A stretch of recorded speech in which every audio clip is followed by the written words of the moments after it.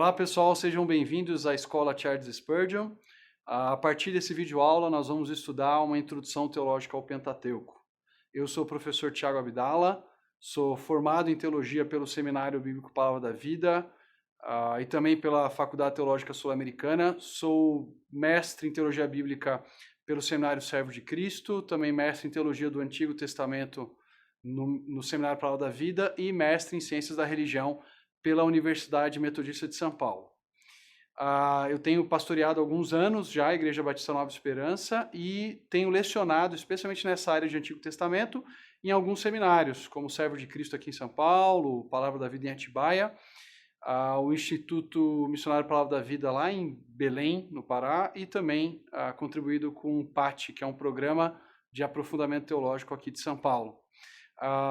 Eu sou casado com a Fabiana e tenho duas filhas, a Catarina e a Beatriz. Nessa aula, a nossa proposta, uma breve descrição da nossa aula, é que nós vamos analisar os 5 livros do Pentateuco, os 5 livros da chamada Torá, nos seus aspectos históricos culturais, avaliando, por exemplo, de que forma textos como Gênesis 1 e 2, que tratam do relato da criação e a maneira como os seres humanos são descritos ali como portadores da imagem de Deus, é, de certa forma, uma resposta ao contexto histórico daquela época. Nós vamos falar, por exemplo, sobre textos como Gênesis 16, o que levaria uma esposa a oferecer ao seu marido uma escrava para que ele tivesse relações com ela, o que motivou Sara nesse processo. Então, temas relacionados à história e à cultura do Antigo Testamento, do Antigo Oriente Próximo, serão parte da nossa análise nesse curso. Nós também estudaremos aspectos literários do Pentateuco. Então, de que modo, por exemplo, o livro de Deuteronômio, na sua estrutura, remete ao padrão dos tratados de vassalagem e suzerania do mundo do Antigo Oriente Próximo. Nós vamos descobrir que muito da estrutura de Deuteronômio se assemelha à maneira como os reis hititas, por exemplo, faziam acordo com os reis menores, com os reis que lhes prestavam obediência ou algum tipo de tributo e serviço. Falaremos também sobre os temas centrais de cada livro. Né? Quais são os temas teológicos? E daí, então, falarmos de uma introdução teológica. Quais são os temas teológicos que se destacam nos 5 livros de Moisés? Por exemplo, a questão da aliança abraâmica, da aliança mosaica. Temas como a bênção e maldição, a maneira como nós vemos uma polêmica teológica no livro de Êxodo em relação ao Deus de Israel e os deuses do Egito. Tudo isso será estudado ao longo da nossa matéria e nós veremos como esses temas se desenvolvem ao longo do cânon do Antigo Testamento, culminando no Novo Testamento. Os objetivos da nossa matéria, então, são, em primeiro lugar, entender o processo de produção do Pentateuco por meio de uma avaliação das teorias de autoria mosaica, que é a autoria tradicional, aquilo que a igreja sempre creu por muitos séculos e só passou a ser questionada mais recentemente pela chamada crítica das fontes. E essa crítica das fontes, então, propõe uma outra maneira de entender a autoria do Pentateuco, uma maneira que vê um processo de escrita ao longo dos séculos, diferente da tese mais tradicional que entende que boa parte do Pentateuco remete a um autor que é conhecido como Moisés. Falaremos também sobre aspectos literários específicos, como eu já mencionei aqui, a questão do Deuteronômio, a maneira como o Pentateuco mescla narrativas por um lado e legislação por outro. Como o Pentateuco traz, por exemplo, trechos poéticos, canções, como a chamada Canção de Moisés, ou genealogias. Vamos olhar para esses aspectos literários e entender como cada um deles funciona. Também pretendemos identificar os temas teológicos centrais, que eu já mencionei na descrição, e, por fim, apresentar o desenvolvimento desses temas ao longo do Antigo e do Novo Testamento. Por exemplo, é interessante observar como a aliança abraâmica, que fala de Deus abençoando todas as famílias da terra por meio de Abraão e de seus descendentes, encontra, de certa forma, o seu aspecto concreto na narrativa de Ruth. O livro de Ruth é uma demonstração de como o povo de Deus abençoa uma estrangeira, uma moabita, recebendo essa moabita no meio do seu povo e também levando essa moabita à fé em Javé. A gente vê, por exemplo, no livro de Ruth, Boaz como um exemplo de um israelita que abençoa uma estrangeira, se casa com ela e se torna então um antepassado do rei Davi. O caso de Raabe, por exemplo, no livro de Josué, é um outro caso em que Deus usa o povo de Israel para abençoar famílias da terra, pessoas que não faziam parte dos descendentes de Abraão, pessoas que não estavam ligados a Abraão etnicamente, mas que são abençoados por meio dessa aliança abraâmica. Vamos falar também, por exemplo, sobre a aliança mosaica, como ela vai ter implicações na leitura de Josué a Reis, como a lógica de Deuteronômio ali de bênçãos e maldições vai funcionar na história, na descrição da história de Israel, desde a sua conquista até o cativeiro. Alguns elementos introdutórios importantes do Pentateuco que nós precisamos observar é, primeiramente, que o termo Pentateuco, ou do grego Pentateuchos, indica os 5 volumes da lei, chamada Lei de Moisés. Esse termo, Pentateuchos, vai aparecer no primeiro texto que nós temos acesso, que sobreviveu até hoje. É um texto que é um comentário do teólogo cristão Orígenes, teólogo do 3º século. Esse comentário foi escrito entre os anos 226 até 229, mais ou menos, um comentário do Evangelho de João. E quando ele está comentando o Evangelho de João, uma das citações da Lei de Moisés, ele chama a Lei de Moisés de Pentateuco. Provavelmente, esse uso que Orígenes faz para classificar os 5 livros de Moisés de Pentateuchos remete aos judeus que viviam ali em Alexandria, ali naquela região do Egito, e que já provavelmente classificavam os 5 volumes escritos por Moisés de Pentateuchos. Embora a gente tenha falado até agora sobre o Pentateuco como 5 livros, talvez o mais adequado seja dizermos que esses 5 livros são, na verdade, 5 volumes de um livro só. A expressão Pentateuchos vem de 2 palavras gregas, a primeira palavra, pente, 5, teuchos, que indica um rolo que guardava um estojo que guardava o manuscrito, ou um próprio rolo mesmo de manuscrito, onde se registravam os textos antigos. Geralmente, esse rolo de manuscrito, ele era um pergaminho, era feito com couro de algum animal e era então registrado nesse couro de animal que era usado como uma espécie de papel, como nós fazemos hoje.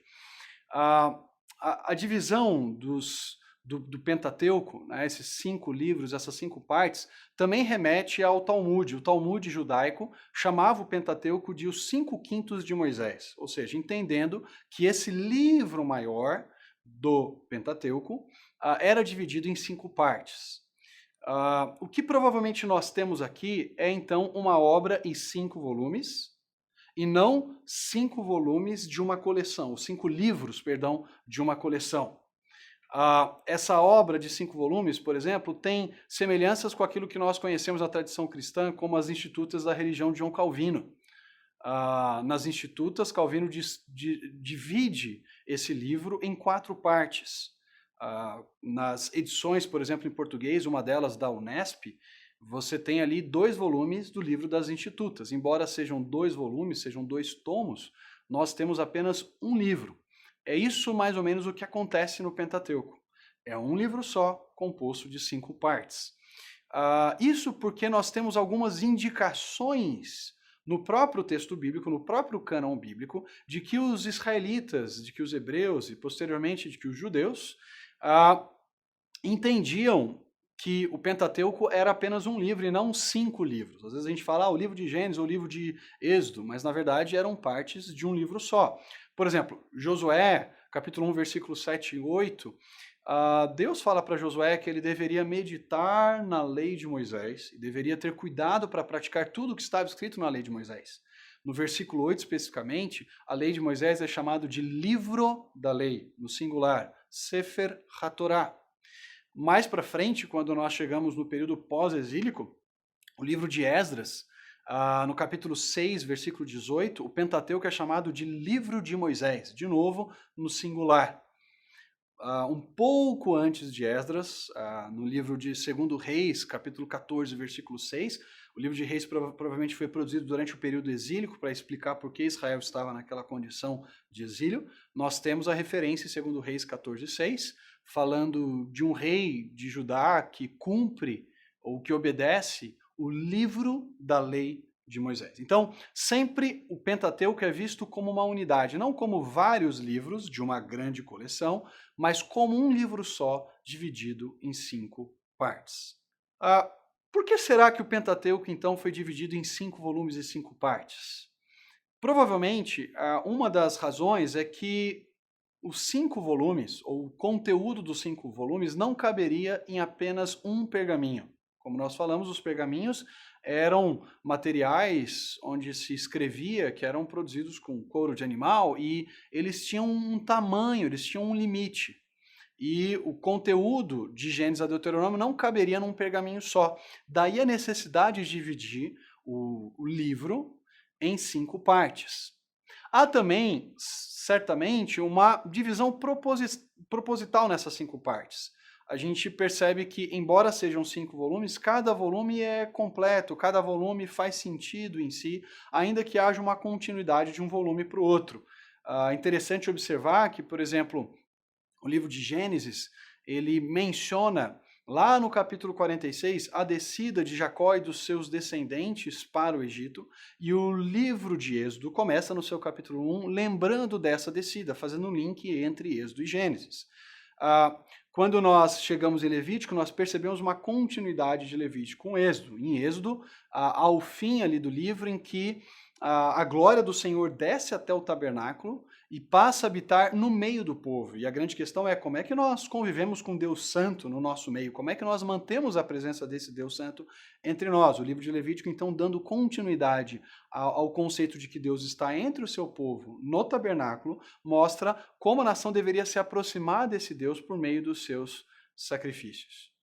O livro de Números vai retomar onde a nação parou no seu trajeto e mostra a nação então marchando novamente ali a partir do Sinai, e o Deuteronômio nos coloca nas planícies de Moabe já no final do trajeto que nós encontramos no livro de Números. Então há uma continuidade entre esses volumes, e ainda que eles sejam completos cada um em si, eles juntos formam um só livro.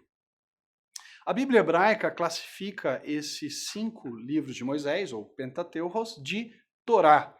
A palavra Torá quer dizer lei, instrução, e a ideia básica então é que nós não deveríamos ver o Pentateuco apenas como um livro de legislação, como um texto legal, mas olhar para o Pentateuco como um livro de instrução, em que Deus está revelando para o povo de Israel quem é esse Deus, que criou céus e terra e que escolheu Abraão e os seus descendentes para serem seu povo.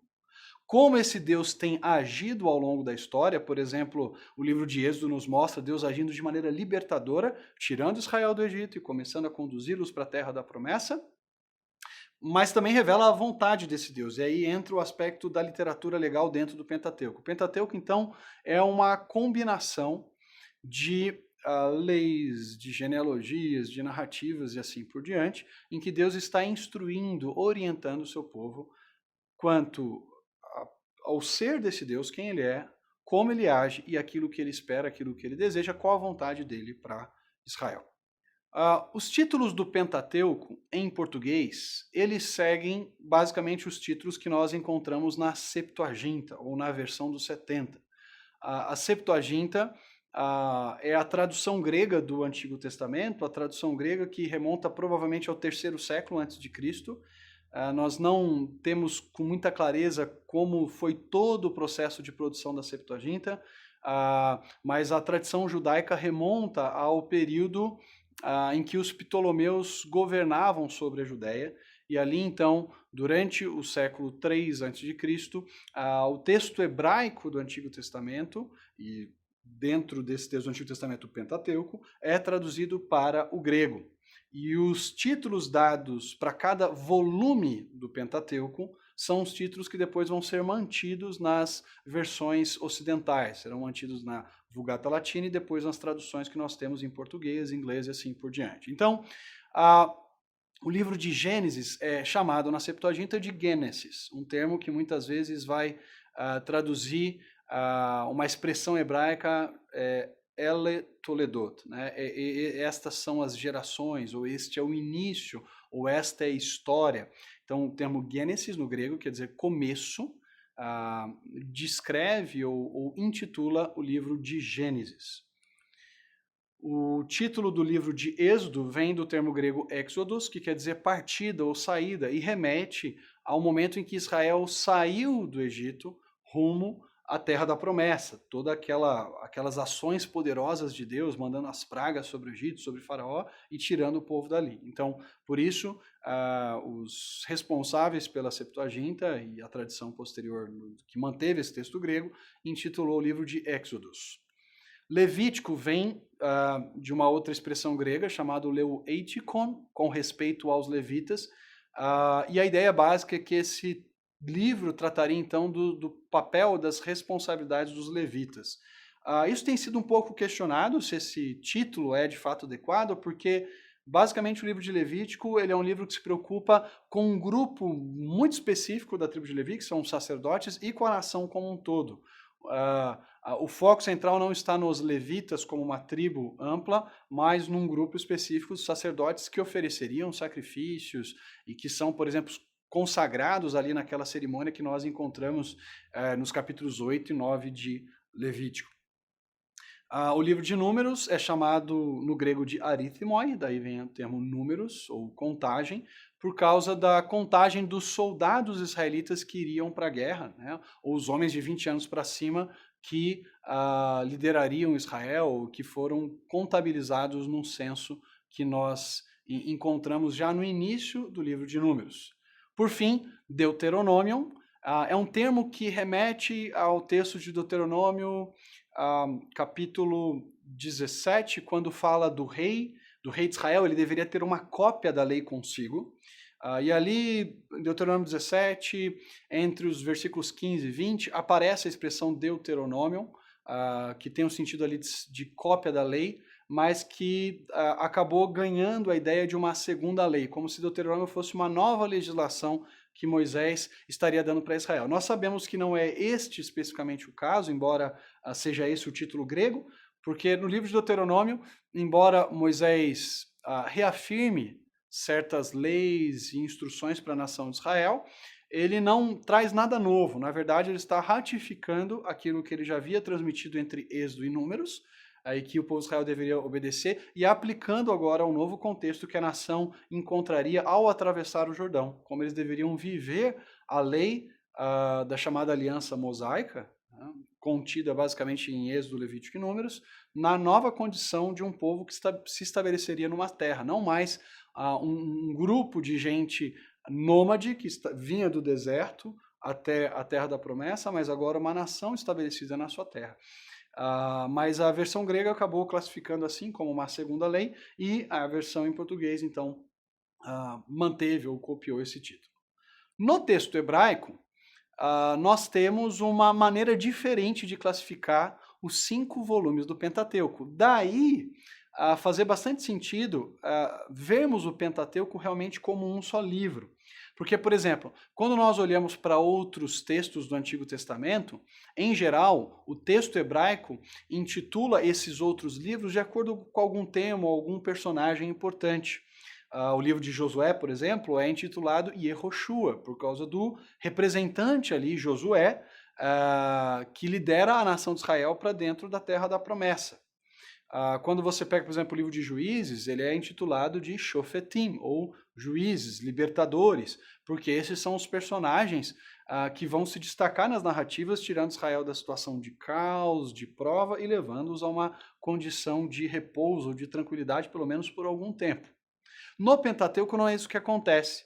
Os títulos dos volumes do Pentateuco não dizem respeito a algum tema, mas dizem respeito às expressões iniciais que nós encontramos em cada volume, mostrando que cada volume, então, unido ao outro, forma um só livro. Então, o livro de Gênesis, ele é intitulado Bereshit, que vem da expressão inicial do livro. Bereshit, bara, Elohim, et hashamayim et haaretz. No princípio criou Deus os céus e a terra.